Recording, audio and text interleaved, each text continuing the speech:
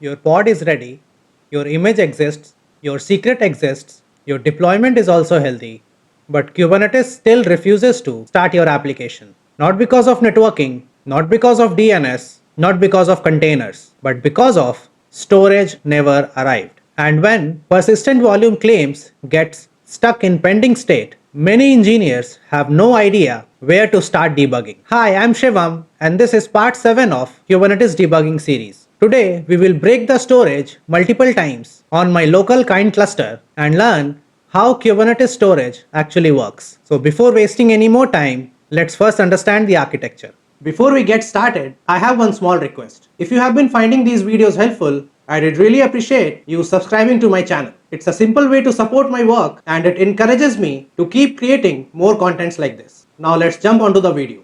So the flow goes like this. Application needs storage. Kubernetes doesn't directly give storage to the pod. Instead, when a pod needs a persistent storage, it creates a PVC, which is persistent volume claim. Kubernetes then uses storage class to find or create a matching persistent volume. And once PVC and PV are successfully bound, storage becomes available to pod. So think of PVC as a storage request. A PVC says, I need a storage, and PV says, I can provide you a storage. And Kubernetes tries to match them. Let's see a healthy example first. Let me create a file called pvcgood.yaml. I have already written the contents of this. Let me copy that and we will go over it one by one. So as we can see, there are two resources in this file. First one is persistent volume claim. The name of the PVC is working PVC and it is requesting 100 MI of storage. The second resource is a pod. The name of the pod is storage demo. It is using a busybox 1.36 image and this is the place where we are attaching our persistent volume claim working PVC what we created above. And this mount path specifies the location where this PVC will be attached inside our pod. So if you go to /data directory inside our storage demo pod, you will find this PVC attached at /data directory. So let me go ahead, save this, and we will apply this file. So it says our PVC and our pod has been created. Let's check our pod first. It says our pod is up and running. Let's verify PVC also. And we created this working PVC which is in bound state. So everything works still here. Storage was successfully attached to the pod, but now let's create some real production issues. Let me create a file called pvcstorageclass.yaml. I have already written the contents of this file. Let me copy that and we will go over it one by one.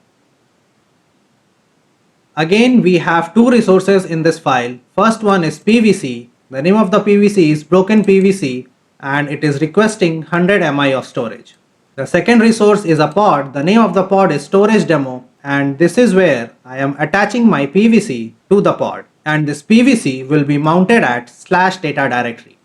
Nothing fancy, just simple PVC and pod configuration. So let's save this and we will apply this file.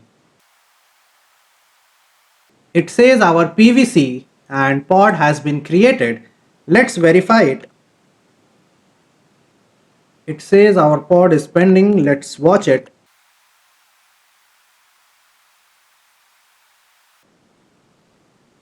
It seems that even after waiting for 42 seconds, our pod is still in pending state. As we can see, we created a PVC called broken PVC and it is in pending state. So this is interesting. Storage request was tiny, I guess 100 MI of storage. Nothing looked wrong in our configuration file, but still both PVC and pods are stuck in pending state. Let's do a describe on the PVC.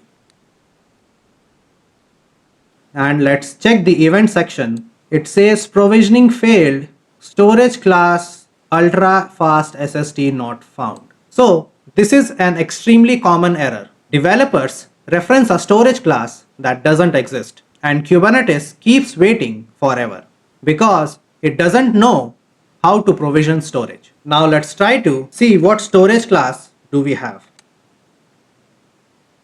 So the only storage class which is available on my local kind cluster is standard. So let me copy this name and we will try to edit our file. I guess I forgot the name of the file. Let's do ls, and it was PVC storage class. So let's edit PVC storage class file. And if you look closely here, when we created our persistent volume claim, we specified storage class name as ultra fast SSD. And this storage class doesn't exist on my local client cluster. So let's update this to standard and we will reapply this file.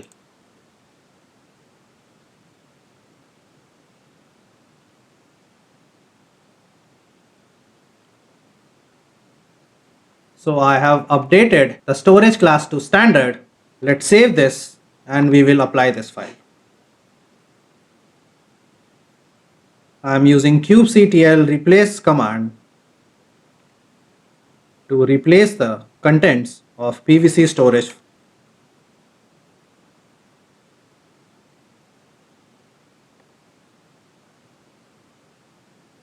It says our pod and PVC has been replaced. Let me clear the screen and we will verify it once again.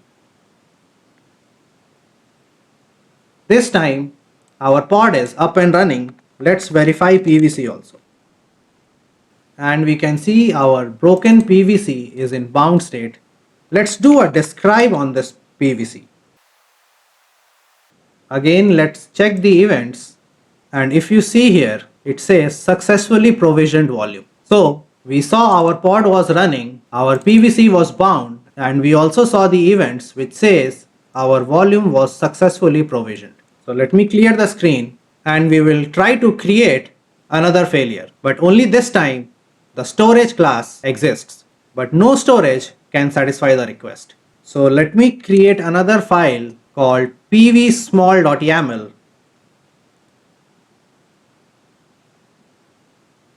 Again, I have already written the contents of this file. Let me copy that and we will go over it. So as you can see, again I have two resources in this file. The first one is persistent volume. The name of the volume is small pv and it has a capacity of 500 MI and it is having an access mode of ReadWriteOnce. The second resource is persistent volume claim. The name of the PVC is large PVC and it is having the same access request which is ReadWriteOnce from our persistent volume. So let's go ahead and we will apply this file. It says our PV and PVC has been created. Let's verify our PVC. We created a PVC called large PVC. Okay, so the large PVC is stuck in pending state, which looks strange because our storage class did not mismatch. Let's do a describe on this PVC and we'll see what is going on. Again, let's look at the events. It says no persistent volumes available for this claim and no storage class is set. So ignore the storage class because I have left it empty. So it should directly pick our standard storage class. But why is it saying no persistent volume available even though we created our persistent volume called small pv? Let's try to get persistent volume. We can see our small PV is available, but still large PVC is in pending state. So let me clear the screen and let's do a cat on our file. Okay, if you see here, the capacity what we defined in our persistent volume was 500 MI, which is equivalent to 500 MB of space. But our persistent volume claim is requesting 1 GI, which is equivalent to 1 GB of space. So that's the reason why our PVC got stuck in pending state. So let's update this and hopefully our PVC should be in bound state. So let me update this to 400 MI.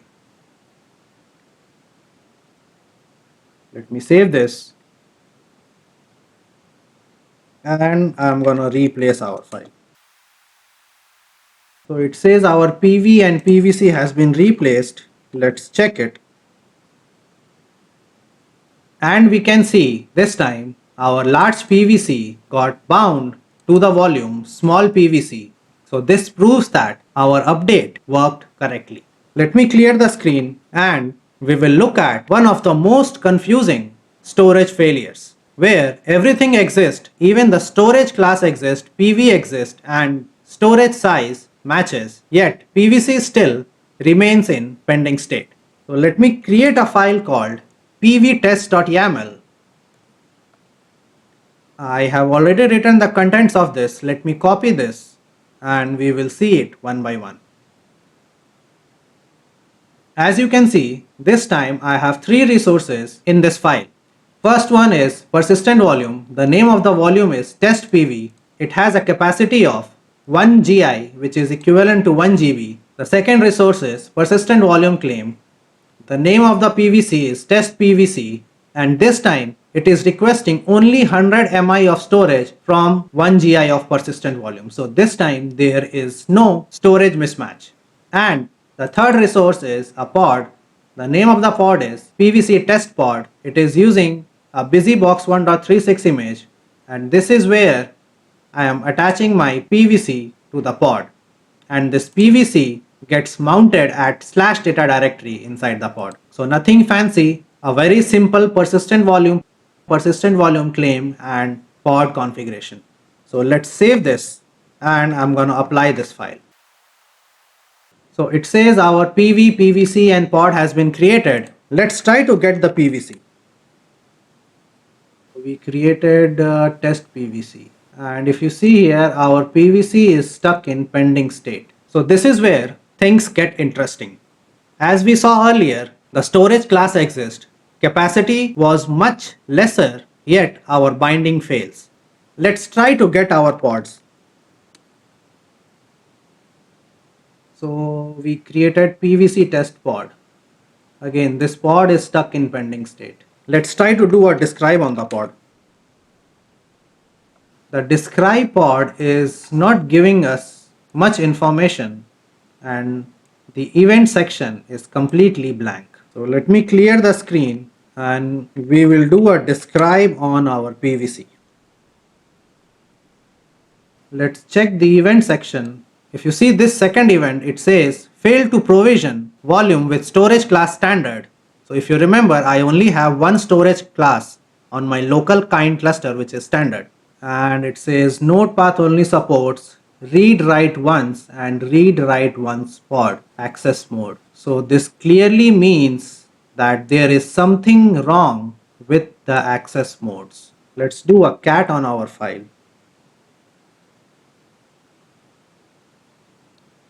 So this was our persistent volume claim. It says ReadWriteOnce. This was our PVC and it says ReadWriteMany. So if you see here, there is access mode mismatch. So our persistent volume is having an access mode of ReadWriteOnce. However, persistent volume claim is having an access mode of ReadWriteMany. Hence, this is the reason we are getting this error that there is access mode mismatch. So let me clear the screen and I'm gonna update our persistent volume claim. So the correct access mode is ReadWriteOnce. Let me save this and I'm gonna replace everything. And it says all the resources has been replaced. Let's verify it. And if you see here, our test PVC is now bounded with 100 MI of storage. Let's verify our pods also. And our PVC test pod is running. So one more time, let's do a describe on our PVC. And if we look at the events, you see here it clearly says successfully provisioned volume this, which is this one, and this is how our PVC was successfully bounded to our pod. So you might be wondering, what are these access modes? So to give a brief idea, ReadWriteOnce means one node can mount volume for writing. Common examples are EBS from AWS, Azure Disk, and GCE PD. However, ReadWriteMany means multiple nodes can write simultaneously. Example, NFS or EFS, and they both are file systems. So today we saw 3 completely different storage failures. The first one was missing storage class. The result was same, PVC pending. The second case which we saw was storage unavailable. Again, PVC was pending. And the third one was access mode mismatch. And the result was same, PVC pending. The symptom was identical, but the root cause was completely different. And that's why storage debuggings are difficult. Today, Kubernetes couldn't attach storage. But what happens when the pod finally starts? Storage works, the application is healthy, and yet it still can't communicate with other services. Because now, networking becomes the problem. In the next video, we will debug one of the most misunderstood Kubernetes issues, and that is DNS failure and why pods cannot find each other. I will break DNS, services, namespaces, and endpoints routing to my local kind cluster. I will see you in the next one. Till then, keep learning.